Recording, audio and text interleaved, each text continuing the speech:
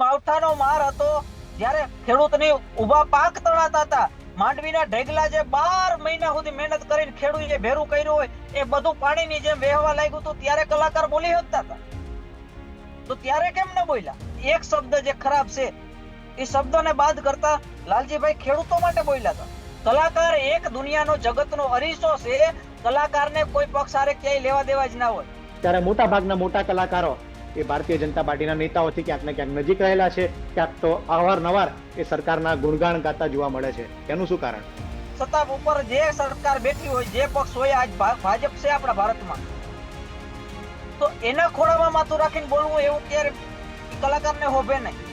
ભજુભાઈ, કેટલાક કલાકારો એવું કહે છે કે તમે પૈસા આપીને બોલાવો, તમે તમારા ગુણગાન ગાઈશું. અમે તો જ્યાં પૈસા મળે અને આ મારો ધંધો છે, વ્યવસાય છે, તો અમે ત્યાં જતા હોઈએ છીએ, તો જે પૈસા આપે એના ગુણગાન ગાઈએ.